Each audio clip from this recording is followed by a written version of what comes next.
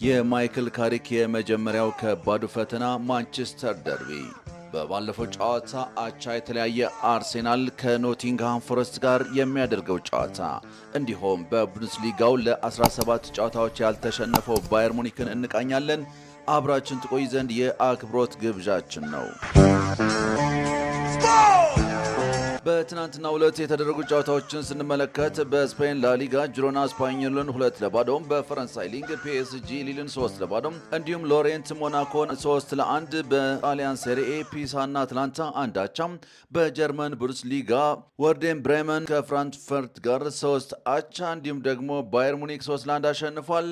ወደ እንግሊዝ ፕሪምየር ሊግ ስንገባ አርሰናል እናገኛለን። አርሰናል ከኖቲንግሃም ፎረስት 22ኛ ሳምንቱ ላይ በደረሰው የእንግሊዝ ፕሪምየር ሊግ መሪው አርሰናል ከሜዳ ውጪ ከኖቲንግሃም ፎረስት ይጫወታል። በ20ኛው ሳምንት ከሊቨርፑል ጋር ነጥብ የተጋራው አርሴናል ወደ አሸናፊነት ለመመለስ በሲቲ ግራውንድ ከሾን ዳይቹ ቡድን ጨዋታውን ያደርጋል። አርሰናል ከኖቲንግሃም ፎረስት ካደረጋቸው ያለፉት 10 ጨዋታዎች 8ቱን አሸንፏል። ዛሬ ምሽት 2 ሰዓት ከ30 ላይ በሚያደርገው ጨዋታም በሊጉ ለመቆየት ከሚታገለው ኖቲንግሃም ፎረስት ጋር ሌላ ከባድ ፈተና ይጠብቀዋል። በጨዋታው ፒሮ ሂንካፒዮ እና ክርስቲያን ሞስኬራ ከጉዳታቸው ቢያገግሙም የመሰለፋቸው ነገር አልተረጋገጠም። ማክስ ዶማን ግን አሁንም ጉዳት ላይ የሚገኝ ተጫዋች ነው። ሊቨርፑል አመሻሽ 12 ሰዓት ላይ በሜዳው ከበርንሌይ ይጫወታል። ያለፉትን 3 ተከታታይ ጨዋታዎች ማሸነፍ የተሳነው ሊቨርፑል ባለፉት 6 ተከታታይ ጨዋታዎች ማሸነፍ ካቃተው እና 19ኛ ደረጃ ላይ ከሚገኘው በርንሌይ ይጫወታል። አሰልጣኝ አርለን ስሎት ከኮርኔል ብሬንድሊ ውጪ አዲስ ጉዳት እንደሌለባቸውም ተናግረዋል። በሌላ ጨዋታ ባለፉት 5 መርሃ ግብሮች ማሸነፍ ያልቻለው ቼልሲ በተመሳሳይ ሰዓት ከብሬንትፎርድ ጋር ይጫወታል። በተቃራኒው ጠንካራ ግስጋሴ ላይ የሚገኘው ብሬንትፎርድ ካለፉት 6 የፕሪሚየር ሊግ ጨዋታዎች 4ቱን ያሸነፈ ሲሆን በሊጉም በ33 ነጥብ 5ኛ ደረጃ ላይ ተቀምጧል። አዲሱ የክለቡ አለቃ ሊያም ሮዝኒየር በፕሪሚየር ሊጉ የመጀመሪያ ጨዋታቸውን የሚያደርጉ ይሆናል። ሊድስ ዩናይትድ ከፉልሃም፣ ሰንደርላንድ ከክሪስታል ፓላስ እንዲሁም ቶተንሃም ሆትስፐርስ ከዌስትሃም ዩናይትድ ሌሎች የዛሬ መርሃ ግብሮች ናቸው። የማይክል ካሪክ የመጀመሪያው ከባዱ ፈተና ማንቸስተር ደርቢ። የማንቹሪያን ደርቢ ለ198ኛ ጊዜ ዛሬ በኦልትራፎርድ ቀን 9 ሰዓት ከ30 ይደረጋል። በሰር አሌክስ ፈርጉሰን የስኬት ዘመን በተቀናቃኛቸው ላይ በነበራቸው የበላይነት ጨዋታሞቹ ጎረቤቶቻችን በማለት ይጠሯቸው የነበሩት ማንቸስተር ሲቲዎች ዛሬ በተቃራኒው የተግባር ሰው ሆነው የዩናይትድ ደጋፊዎችን ዝም ማስባል ከጀመሩ ዓመታት አልፏል።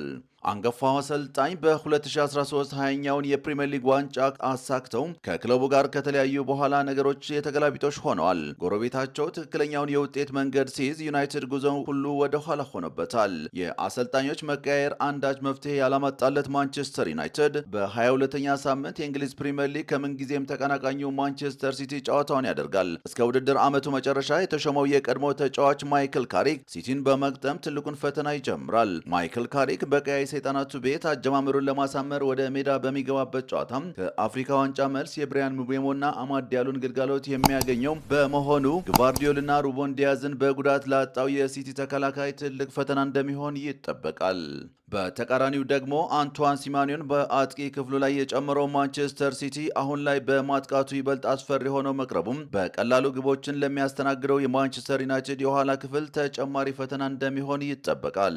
ባለፉት 3 ተከታታይ ጨዋታዎች ማሸነፍ ያልቻለው ማንቸስተር ሲቲ ከሊጉ መሪ አርሴናል ያለውን የነጥብ ልዩነት ለማጥበብ ወደ ሜዳ በሚገባበት ጨዋታም ጆስኮ ግቫርዲዮል፣ ሩበን ዲያዝ፣ ኒኮ ጋንዛሌዝ፣ ኦስካር ቦብ፣ ማቴዮ ኮቫችች፣ ሳቫኒዮ እና ጆን ስቶንስ በጉዳት ኦማር ማርሙሽ ደግሞ በአፍሪካ ዋንጫው ምክንያት ከስብስቡ ውጭ የሆኑ ተጫዋቾችም ናቸው። ዩናይትድ አማድ ዲያሎ እና ብራያን ሙቤሞን ከአፍሪካ ዋንጫው መልስ የሚያገኝ ቢሆንም በዚህ ዓመት ጥሩ ሆኖ የጀመረው ማቲያስ ዲሌክት ግን አሁንም በጉዳት የማይሰለፍ ተጫዋች ነው። በቡንደስሊጋው ለ17ኛ ጨዋታ አልተሸነፈው ባየር ሙኒክ።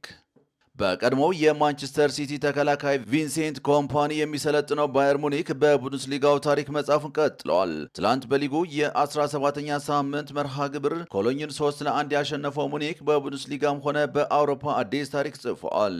ከ12 ዓመታት በፊት የባየር ሙኒክ አሰልጣኝ የነበሩ ፔፕ ጋርዲዮላ ከ17 ጨዋታዎች 47 ነጥቦችን የሰበሰቡ ሲሆን አሰልጣኝ ቪንሴንት ኮምፓኒ ከትላንት ድል በኋላ ይህንን በተመሳሳይ ጨዋታ ተመሳሳይ ነጥብ በመሰብሰብ ታሪክ ተጋርቷል። በሰዓቱ ወጣቱ አሰልጣኝ ፔፕ ጋርዲዮላ በዓመቱ መጨረሻ 90 ነጥቦችን በመሰብሰብ ሊጉ ሊጠናቀቅ ገና የ7 ጨዋታ ዕድሜ እየቀረው ከተከታዩ ቦሩሲያ ዶርትሙንድ በ19 ነጥቦች ርቆ በጀርመን እግር ኳስ ታሪክ ከፍተኛውን ውጤት በመያዝ የሊጉ አሸናፊ ሆነዋል።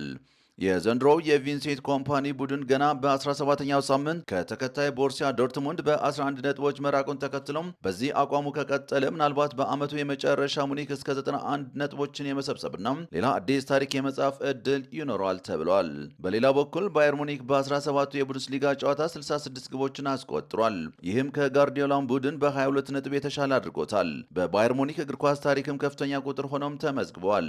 በሌላ በኩል በ1930 የስፔኑ ክለብ አትሌቲኮ ቢልባኦ በሊጉ በ17 ጨዋታዎች 72 ግቦችን አስቆጥሮ ነበር። ባቫሪያኑ ከ96 ዓመታት በኋላ እየተቀራረበ 66 ግቦችን የዘንድሮ በማስቆጠር በአውሮፓ ምርጡ ቡድን መሆኑን አሳይቷል። ምንም እንኳ የብዙ ተጫዋቾች ድምር ውጤት ክለቡ አስፈሪ እንዲሆን ቢያደርገውም የሃሪኬን፣ ሉዊስ ዲያዝ እና የማይክል ኦሊሴ ጥምረት ግን ትልቁን ቦታ ይይዛል። በሁሉም መድረክ ለሙኒክ 58 ግቦች ያስቆጠሩ ሶስቱ የፊት መስመር ተጫዋቾች 32 ጊዜ ደግሞ ኳስ አመቻችተዋል። ክቡራትና ክቡራን ተመልካቾቻችን ለዛሬ የነበሩን መረጃዎች እነዚህን ይመስሉ ነበረ። ስለ አብሮነታችሁ እናመሰግናለን። ሰላም፣ ፍቅር፣ ጤና ለሁሉም